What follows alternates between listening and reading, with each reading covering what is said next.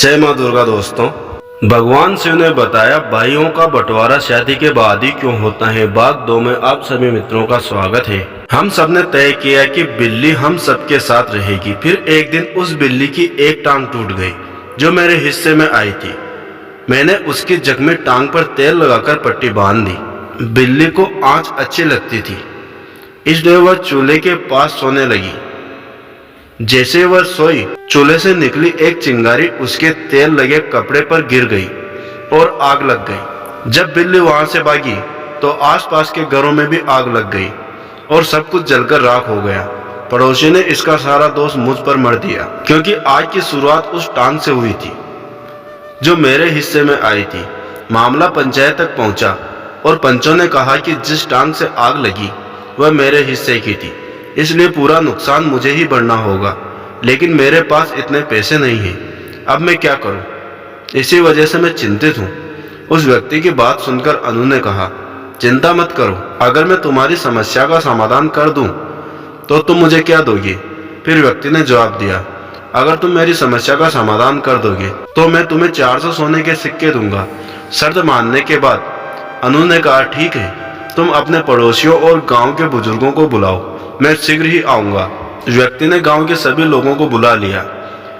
जब सब लोग इकट्ठा हो गए और हर किसी की बात सुनी गई, तब अनु ने कहा, यह सच है कि सारा नुकसान बिल्ली ने किया है, और यह भी सही है कि उस जख्मी टांग पर तेल की पट्टी बंधी थी। यह भी सही है कि बिल्ली के भागने से घरों में आग लगी है। लेकिन एक बात आपने नहीं सोची कि जख्मी टांग के साथ बिल्ली भाग ही नहीं सकती।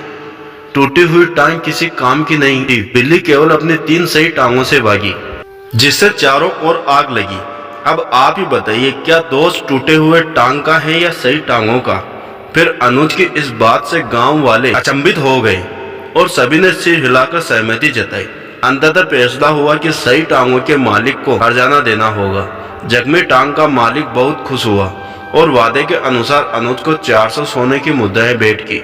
फिर किसान का दूसरा बेटा भी 400 सोने के सिक्के लेकर अपनी माँ के पास मंदिर में लौट आया। दोस्तों, अब किसान का सबसे बड़ा बेटा, जिसका नाम प्रकाश था, वह भी कमाई के लिए निकला। फिर चलते चलते वह एक बड़े घर में पहुंचा, जहां से रोने की आवाज आ रही थी, जिससे उस घर के बाहर एक पहरेदार भी खड़ा हुआ था। फिर प्रकाश सोचने लगा कि इतनी बड़ी हवेली में रहने वाला कोई क्यों रो रहा है। तब प्रकाश ने पहरेदार से पूछा, महोदय, इस घर में रोने की आवाज क्यों आ रही है? तब पहरेदार ने कहा, आप अंदर जाकर खुद पूछ सकते हैं। फिर प्रकाश घर के अंदर गया और पूछा, आप क्यों रो रहे हो? क्या मैं आपकी कोई मदद कर सकता हूँ? दोस्तों, रोने वाला व्यक्ति, जो एक मंत्री था, वह बोला, हमारे राजा ने मुझसे हाथी का वजन पता करने को कहा। अगर मैं ऐसा नहीं कर सकता तो राजा मेरा सिर कटवा देंगे। फिर मंत्री के रोने की बात सुनकर प्रकाश ने कहा, चिंता मत करो, अगर मैं तुम्हारी मदद कर दूं तो मुझे क्या इनाम मिलेगा? फिर मंत्री ने कहा, अगर तुम मुझे हाथी का वजन बता दोगे तो मैं तुम्हें 1000 सोने की मुद्राएं दूंगा। तब प्रकाश ने शर्त मान ली और मंत्री से कहा कि उसे हाथी के पास ले चले। जब वे हाथी के पास पहुंचे तो प्रकाश ने कहा, हाथी को एक नदी के पास ले चलो जहाँ कई नावें हो। तब मंत्री ने ऐसा ही किया और प्रकाश ने नाव वाले से कहा कि हाथी को नाव में खड़ा करे। दोस्तों, जैसे ही हाथी नाव में खड़ा हुआ, नाव पानी में धंसने लगी और जब नाव धंसना रुक गई तो प्रकाश ने कहा, जहाँ नाव रुकी वहाँ निशान लगा दो और फिर हाथी को नाव से बाहर निकाल दो। दोस्तों, फिर निशान लगने के बाद हाथी को नाव से बाहर निकाल दिया गया और प्रकाश ने कहा, अब इस नाव में इतने पत्थर भर दो कि नाव उस निशान तक पहुंच जाए जहां पहले रुकी थी। दोस्तों, फिर पत्थर भरने के बाद जब नाव निशान तक पहुंच गई तो प्रकाश ने कहा, पत्थर डालना बंद करो और पत्थर निकाल लो। इन पत्थरों का वजन ही हाथी का वजन होगा। दोस्तों, मंत्री ने इस उपाय से हाथी का वजन पता कर लिया और प्रकाश को 1000 सोने की मुद्राएं दी। फिर वह भी प्रकाश मुद्राओं के साथ अपनी माँ के पास मंदिर लौट आया। दोस्तों, फिर भगवान शिव कहते हैं, हे पार्वती, इस प्रकार सभी भाई अपना धन कमाकर मंदिर में लौट आए। सभी ने बड़े ही प्रेम से खाना खाया और दुकान वाले का इतना पैसा बना कि तीनों भाइयों ने जो पैसा कमाया था वह सारा उस खाने में चला गया। केवल उनके पास उतना ही पैसा बचा जिससे वह खर्च करके अपने घर वापस आ सके।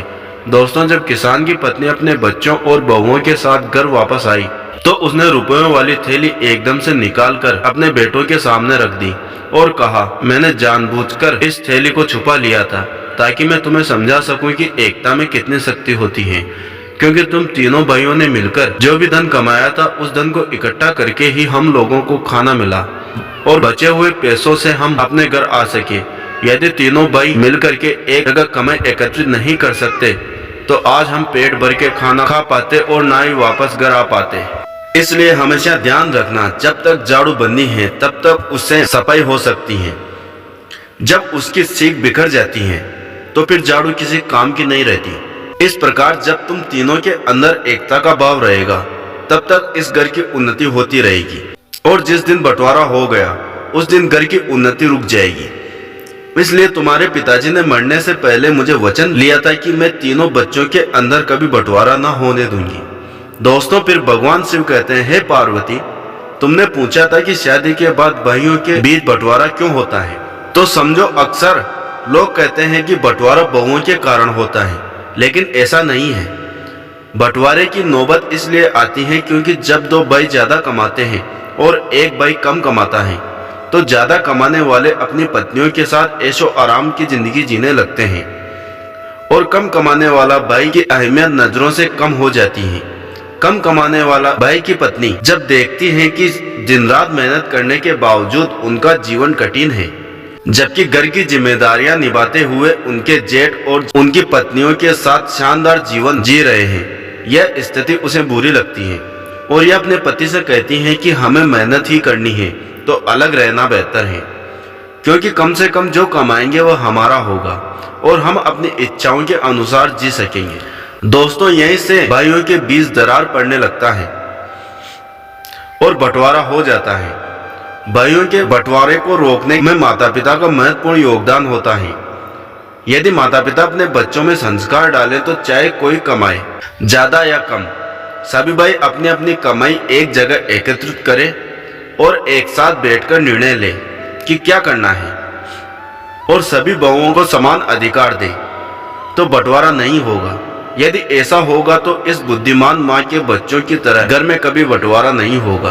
दोस्तों, साथ ही यह 5 बातें सभी भाई और उनकी पत्नियों को हमेशा गुप्त रखनी चाहिए, जिससे परिवार की एकता हमेशा बनी रहे। यह 5 बातें हमेशा परिवार को टूटने से बचाती हैं।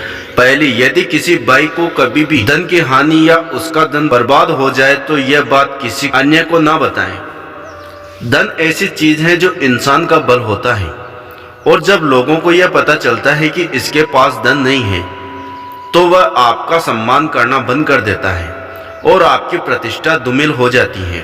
धन हानि पर लोग कभी मदद नहीं करते बल्कि आपका उपवास उड़ाते हैं। इसलिए धन का आना या धन का जाना, दोनों ही बातें हमेशा सभी भाइयों को खुद तक रखनी चाहिए और कभी भी किसी भाई को अपने भाई की कोई भी धन संबंधी बात किसी दूसरे के साथ साझा नहीं करनी चाहिए। दूसरी किसी भी पुरुष को हमेशा अपने जीवन और घर की बातों को हमेशा अपने तक ही रखना चाहिए। खासकर पत्नी या उसके चरित्र के बारे में कभी किसी से बात नहीं करनी चाहिए। जो पुरुष स्त्री का सम्मान करता है उस पुरुष का समाज में कभी सम्मान नहीं होता। ऐसे पुरुष की प्रतिष्ठा हमेशा दांव पर रहती है। इसलिए अपने परिवार में कभी स्त्रियों का सम्मान करें और अपने परिवार की बातें कभी किसी को न बताएं। तीसरी है, अपने भाई के दुख या राज की बातें कभी दूसरों को न बताएं। ऐसा करने से आपके लिए घातक समस्या उत्पन्न होती है, क्योंकि जिस व्यक्ति को आप अपने भाई के राज की बातें बताएंगे और यदि विपरीत परिस्थितियों में आपकी उससे मित्रता टूट जाएगी तो वह आपके भाई की सारे राज की बातें चारों ओर सार्वजनिक कर देगा। वही लोगों के बीच में आप केवल के पात्र बन जाएंगे और फिर बाद में इस दुख से आप बहुत दुखी होंगे। इसलिए कभी भी अपने घर या परिवार या खुद की बातें किसी के सामने ना बताएं, चाहे वह कितना भी प्रिय मित्र क्यों ना हो। चौथा, यदि आप या आपका भाई किसी के द्वारा ठगे गए हो या किसी ने धोखा दे दिया हो तो यह बात सभी भाइयों को अपने तक ही रखनी चाहिए। अपनी ही ठगी का जिक्र करने का मतलब है कि आप अपना मखौल खुद ही उड़ाते हैं। यदि आप ऐसा करेंगे तो लोग आपको मूर्ख समझेंगे। इसलिए कभी भी किसी भाई को ऐसा नहीं करना चाहिए। यदि आपके भाई को किसी ने कभी धोखा दे दिया है तो कभी भी परिवार की बातें दूसरों के सामने जाहिर ना करें। इससे भाइयों के बीच में फूट पैदा होती है पांचवा, यदि कभी भी आपके भाई का कहीं अपमान हो जाए तो यह बात कभी किसी के साथ साझा न करें, क्योंकि हर समय समान बने रहना ही व्यक्ति को आगे बढ़ाता है। यदि जीवन में आपका या आपके भाई का कहीं अपमान हुआ हो तो कभी भी दूसरे के समक्ष जिक्र नहीं करनी चाहिए, क्योंकि ऐसा करके आप अपना सम्मान स्वयं ही गिराने का कारण बनते हैं। इससे भाइयों के बीच में फूट पैदा होती है। दोस्तों, फिर भगवान शिव कहते हैं, हे पार्वती, वही तुम्हारा दूसरा प्रश्न था कि शादी के बाद भाई को बहन बुरी क्यों लगती है। तो समझ लो, भाई बहन का रिश्ता दुनिया का सबसे अनोखा रिश्ता है। इस रिश्ते में तकरार है तो भरपूर प्यार भी है। जहां बहन हमेशा भाई का साथ देती है तो वहीं भाई भी हमेशा बहन की रक्षा करता है। दोनों को एक दूसरे की बहुत परवाह होती है। शादी से पहले तक तो भाई बहन के बीच सब कुछ बहुत अच्छा रहता है, लेकिन शादी के बाद इस रिश्ते में खटास आ जाती है। कई बार यह मनमुटाव इतना बढ़ जाता है कि भाई या बहन जीवन भर एक दूसरे की शक्ल देखना भी पसंद नहीं करते।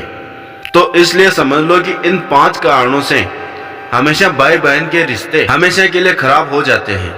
दोस्तों, आइए जानते हैं कुछ ऐसी बातें जो शादी के बाद भाई बहन के रिश्ते को प्रभावित कर सकती हैं। पहला, भाभी की नाराजगी। भाई की शादी के बाद आपको सिर्फ अपनी माँ और भाई का नहीं बल्कि अपनी भाभी का भी पूरा सम्मान और प्यार करना चाहिए। अगर आप भाभी से कुछ गलत कहेंगे तो वो नाराज हो सकती है और नाराजगी भाई तक पहुंच सकती है, जिससे भाई शायद खुलकर कुछ ना कहे, लेकिन वो आपसे दूरी जरूर बना सकते हैं। दूसरा है बहन को नजरअंदाज करना। जिस तरह भाभी के साथ अच्छा व्यवहार करने से भाई का दिल जीत सकते हैं, वैसे ही बहन की अनदेखी करने से रिश्ते में दूरी आ सकती है। भाई का यह फर्ज होता है कि शादी के बाद भी बहन को उतना ही प्यार दे जितना पहले देता था। अगर बहन की शादी नहीं हुई तो भी उसकी बातें समझनी चाहिए और अपनी जिम्मेदारियां निभानी चाहिए। तीसरा, रिश्तों में औपचारिकता। बचपन से लेकर शादी तक भाई बहन का रिश्ता अनौपचारिक रहता है। वे लड़ते झगड़ते हैं, एक दूसरे का मजाक उड़ाते हैं और साथ ही रूठते मनाते भी हैं। लेकिन शादी के बाद कुछ भाई बहन इस रिश्ते को केवल औपचारिक रूप से निभाते हैं, जिससे रिश्ता कमजोर हो जाता है। बेहतर होगा कि बीच बीच में एक दूसरे का हालचाल लेते रहें और बचपन की यादों को ताजा करते रहें। चौथा है शादीशुदा जिंदगी में दखल देना। कई बार बहनें भाई की शादीशुदा जिंदगी में जरूरत से ज्यादा दखल देती हैं, जिससे रिश्ते में खटास आ जाती है। चाहे भाई बहन शादीशुदा हो या ना हो, बहन को भाई की निजी जिंदगी में दखल नहीं देनी चाहिए। ऐसा करने से रिश्ते खराब हो जाते हैं। पांचवा है ताना मारने की आदत। कई बार भाई बहन का रिश्ता इसलिए खराब हो जाता है क्योंकि बहनें हर समय भाई को ताने मारते रहती हैं। शादी के बाद भाई के व्यवहार में थोड़ा बदलाव आ जाता है, क्योंकि उसके अपने परिवार की भी जिम्मेदारियां होती हैं। अगर बहन हमेशा भाई को ताना मारेगी कि वो बदल गया, तो रिश्ते में दूरी बढ़ने लगेगी और रिश्ते खराब हो जाएंगे। इसलिए बहन को भाई के निजी जीवन में दखल नहीं देना चाहिए, तभी भाई बहन का प्यार बना रह सकता है। तो दोस्तों, भगवान शिव ने माता पार्वती को पूरी कहानी सुनाई है। मैं आशा करता हूँ कि आपको यह कहानी अच्छी लगी होगी। यदि इस चैनल कथा शोधक पर नए हो तो चैनल को सब्सक्राइब कर वीडियो को लाइक करें और एक शेयर जरूर करें, ताकि हर वीडियो का नोटिफिकेशन आप तक पहुंच सके। साथ ही कमेंट बॉक्स में हर हर महादेव जरूर लिखें। जय मां दुर्गा दोस्तों, धन्यवाद।